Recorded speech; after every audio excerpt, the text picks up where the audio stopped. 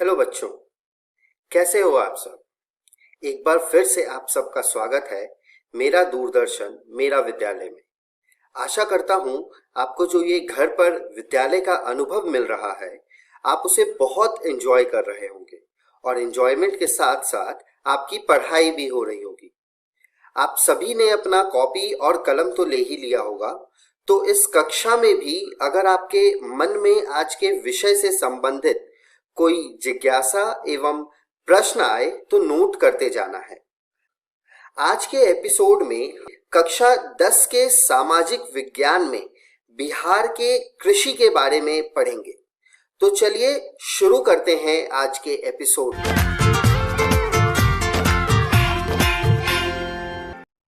नमस्कार दोस्तों, आज हम एक और नया अध्याय पढ़ने वाले हैं। अध्याय का नाम है कृषि। आज हम इस अध्याय का पहला भाग पढ़ेंगे। इस अध्याय को पढ़ने से पहले देख लेते हैं आज हम क्या क्या पढ़ने वाले हैं। आज के इस अध्याय में हम भारतीय कृषि के बारे में जानते हुए भारत में कृषि का महत्व, भारत में कृषि भूमि उपयोग, शुष्क भूमि कृषि की विशेषताएं और गरीबों के उत्थान की योजनाएं इत्यादि बिंदुओं पर चर्चा करेंगे। तो चलिए शुरू करते हैं। दोस्तों, भारत कृषि की दृष्टि से एक संपन्न राष्ट्र है। यहाँ विभिन्न प्रकार की उपजाऊ मिट्टी पाई जाती है। वर्ष भर पर्याप्त तापमान के कारण फसलों के लिए लंबा वर्धन काल मिल जाता है। इसके अलावा हिमालयों से निकलने वाली सतवाहिनी नदियों में ग्लेशियरों के पिघलने की वजह से वर्ष भर जल रहता है, अर्थात इन नदियों को सदा नीरा नदियाँ भी कहा जाता है। साथ ही मानसूनी वर्षा भी भूमिगत जल और सतही जल का पुनः भरण करती है। भारत की कृषि संपदा को यह प्रकृति का अनूठा उपहार है। दोस्तों, मानसून के स्वभाव के कारण कृषि निर्धारण में वर्षा का बहुत महत्व है। अधिकांश भागों में 3 से 4 महीने तक ही बारिश होती है और वह भी असमान और अनियमित।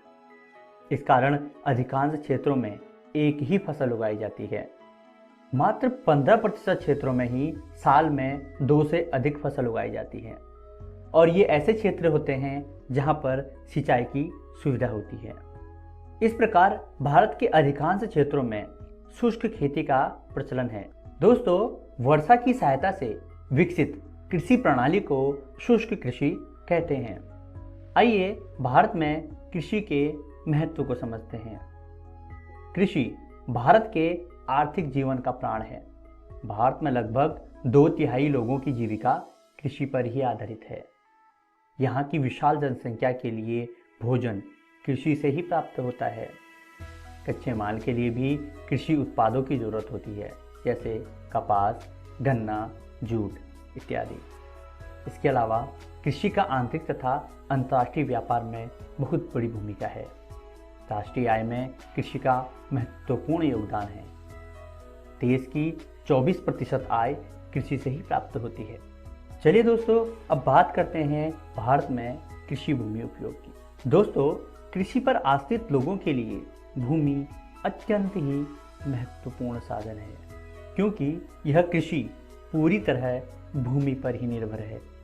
इसलिए गांव में भूमिहीन और गरीबों के बीच सहसंबंध देखने को मिलता है, अर्थात जो भूमिहीन हैं वही अधिकांश गरीब हैं।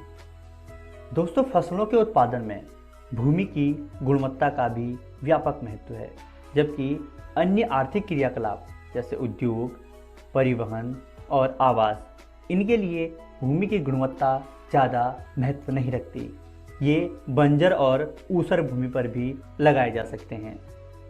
दोस्तों, स्थायी संपत्ति होने के कारण भूमि का सामाजिक महत्व भी है। इससे सामाजिक प्रतिष्ठा भी बढ़ती है।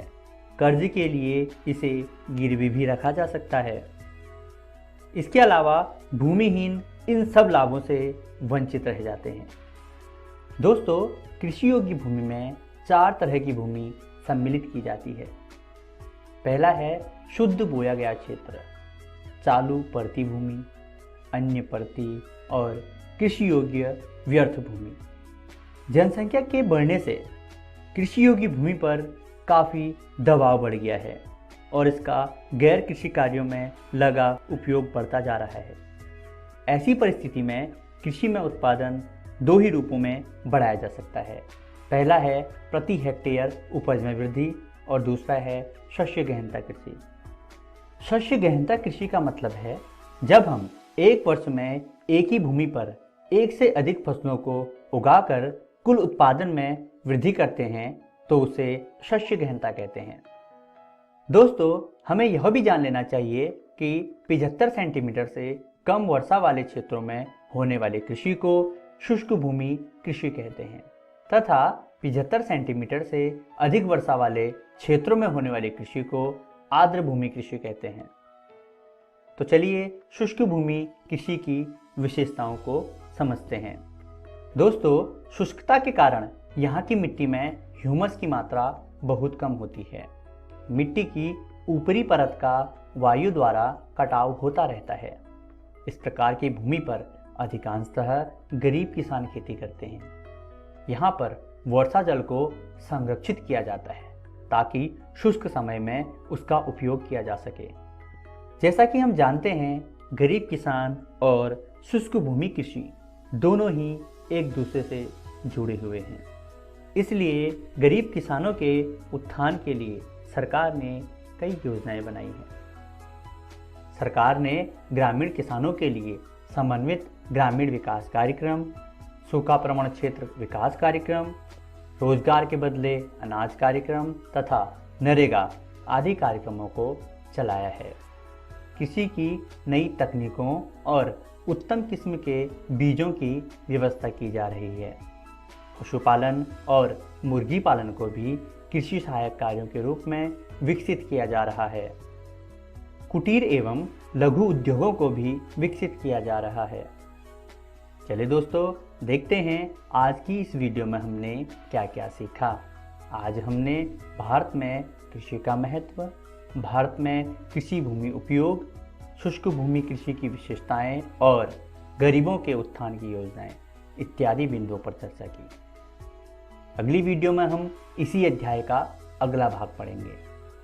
अगली वीडियो में हम कृषि के प्रकार, फसल प्रारूप और भारत की मुख्य फसलों के बारे में चर्चा करने वाले हैं। तो बच्चों, आशा करते हैं आपको यह वीडियो बहुत पसंद आई होगी। मिलते हैं अगली वीडियो में। धन्यवाद।